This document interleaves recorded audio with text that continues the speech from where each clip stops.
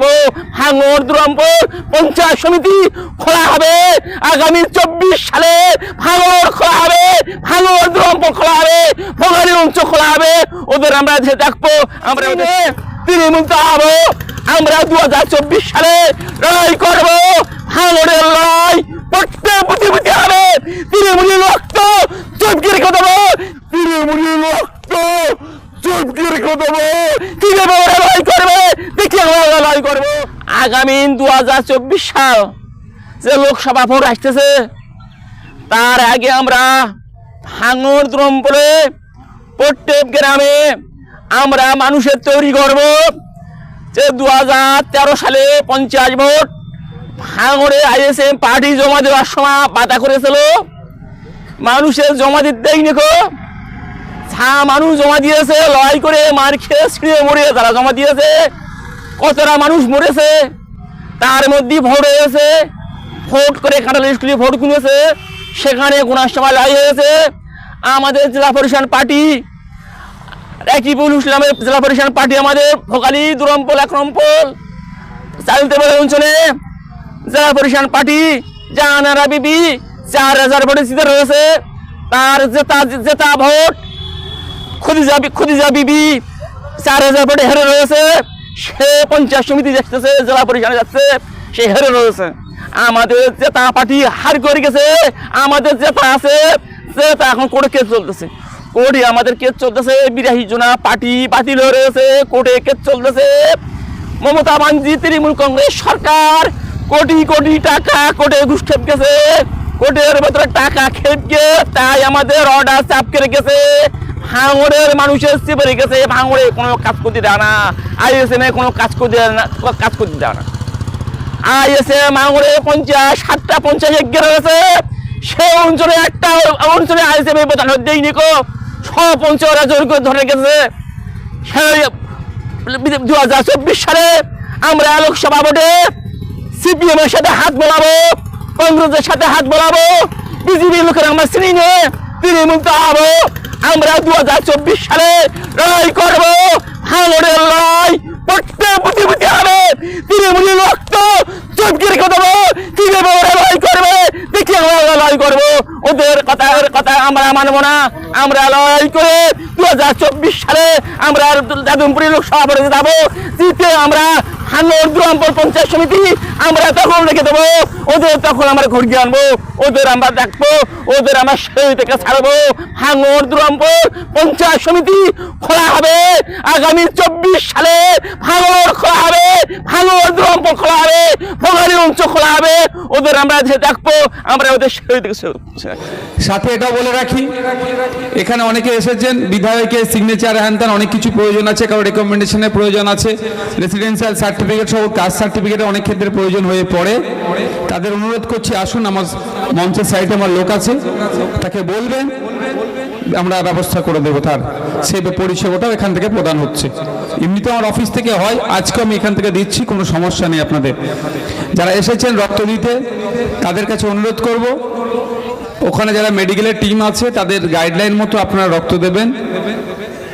ওই ভিতরে অযথা ভিড় করবেন না, কারণ ওখানে এমনি জায়গা সংকীর্ণ, তার থেকে লোকের সংখ্যা বেশি হয়ে গিয়েছে। ওখানে যারা ভলেন্টিয়ার যারা আছেন, যেটা দায়িত্ব পালন করবেন, পথ চলতি মানুষের না অসুবিধা হয় সেটা আপনারা নজরে রাখবেন। আমাদের তোমরা একটা যারা ভলেন্টিয়ার একটা সাইডে গিয়ে দাঁড়াও, যারা দরকার হলে বসো দাঁড়ানোর জন্য। বামনঘাটা অঞ্চলের দায়িত্বে আছেন সুবীর ভাইকে এখন ব্যাচ পড়াচ্ছেন আমাদের বিশ্ববিদ্যা।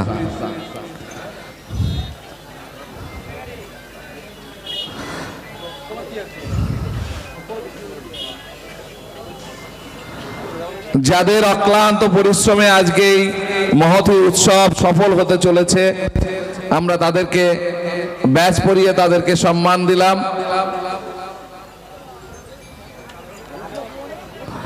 আজকে এই অনুষ্ঠানে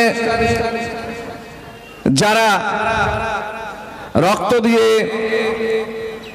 সফল করার জন্য চেষ্টা করছেন, তাদেরকে আবারও ধন্যবাদ জানাই। আপনারা জানেন এই রক্তদান মহোৎসব ভাইজান বলছিলেন গত বছরে আমরা সব অঞ্চলকে একত্রিত করে একটা জায়গাতেই আমরা করেছিলাম, সোনপুর সবজি বাজার।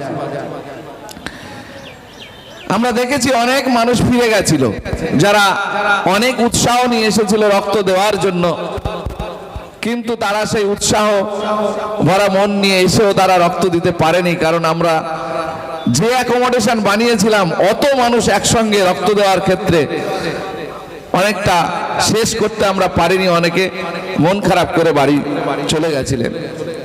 তাই আমরা এবারে একটা অভিনব চিন্তা ভাবনার মধ্য দিয়ে ভাইজান সিদ্ধান্ত করেছেন যে আমাদের যতগুলো অঞ্চল আছে, আমরা প্রত্যেকটা অঞ্চলে রক্তদান শিবির করব এবং একটা নির্দিষ্ট পাক্ষিক 10 দিন ধরে আমরা রক্তদান মহা উৎসব ভাঙড়ের বুকে পালন করব। একটি ব্যক্তিও যেন মনক্ষুণ্ণ না হয়, রক্ত দিতে এসে ফেরত যেতে যেন না হয়, সেই চিন্তা রেখে আজকে আমাদের তার শুভ সূচনা। আজ থেকে শুরু হচ্ছে 10 দিন ব্যাপী। প্রত্যেকটা অঞ্চল আপনারা দেখেছেন সোশ্যাল মিডিয়াতে, আমরা তার তালিকা দিয়ে দিয়েছি। এক এক দিন এক একটা অঞ্চলে এই রক্তদান মহোৎসব পালন হবে। স্বতঃস্ফূর্তভাবে সব জায়গা থেকে সহযোগিতা আসছে, মানুষের মধ্যে একটা উৎফুল্ল ভাব, ভাইজানকে কাছে পাবে প্রত্যেকটা অঞ্চল, যেটা সচরাচর সাধারণত পাওয়া যায় না। এই মুহূর্তে গোটা পশ্চিমবঙ্গে আমাদের দলের যেমন চাহিদা, আমাদের দলের প্রতি মানুষের বিশ্বাস, আস্থা, ভালোবাসা বাড়ছে, আর দলের নেতৃত্ব আমাদের প্রিয় ভাইজান নওশাদ সিদ্দিকী, তার কার্যকলাপের প্রতি মানুষ আকৃষ্ট হচ্ছে। সেই কারণে আপনারা জানেন গোটা পশ্চিমবঙ্গের যেখানে প্রান্তে কোনায় কোনায় যেখানে খবর পাচ্ছে, যেখানে তার চাহিদা, যেখানে চাইছেন সেখানে তিনি পৌঁছে যাচ্ছেন। পশ্চিমবঙ্গ ব্যাপী তার প্রতিনিয়ত বিচরণ। আজকে হয়তো ভাঙড়ে আছে, হয়তো কালকে অন্য জায়গায় পৌঁছে যেতে হবে, এইভাবে গোটা পশ্চিমবঙ্গ তিনি দৌড়ে বেড়াচ্ছেন। যার কারণে ভাঙড়বাসীর ক্ষেত্রে যে প্রতিনিয়ত তার সহচর্যা যেটা পাচ্ছিলেন, সেইটার ক্ষেত্রে কিছুটা হলো খামতি ঘাটতি। মানুষের মনে যে আবেগ, সেই আবেগ এই 10 দিনের মধ্য দিয়ে তারা পূরণ করতে পারবেন। প্রত্যেকটা অঞ্চলে তিনি আসবেন এবং সবার সঙ্গে মিলিত হবেন, তাদের মনের ইচ্ছা পূরণ হবে। ভাইজান আমাদের প্রিয় বিধায়ক সাহেবের সহচর্য তারা পাবেন, তার সঙ্গে মিলিত হওয়ার সুযোগ পাবেন। এটা আমাদের কাছে একটা অনেক বড় পাওনা। আমি যে কথা বলতে চাই যে রক্তদান শিবির এমন একটা অনুষ্ঠান, এই অনুষ্ঠানের মধ্য দিয়ে গোটা ভারতবর্ষের বৈচিত্র্য যেমন বিভিন্নতার মধ্যে ঐক্য, সেরকমই রক্তদানের মধ্য দিয়ে সেই বন্ধন আরো বেশি মজবুত হয়। মানুষে মানুষে ভ্রাতৃত্ব বোধ আরো বেশি নিবিড় হয়। মানুষের মধ্যে যে বিভাজনের রাজনীতি আজকে গোটা সমাজে চলছে, সেইটা দূর করার ক্ষেত্রে রক্তদান উৎসব যত বেশি বেশি করে আমরা করতে পারবো, আমাদের মধ্যে ঐক্য, ভ্রাতৃত্ব বোধ, আমাদের মধ্যে ভারত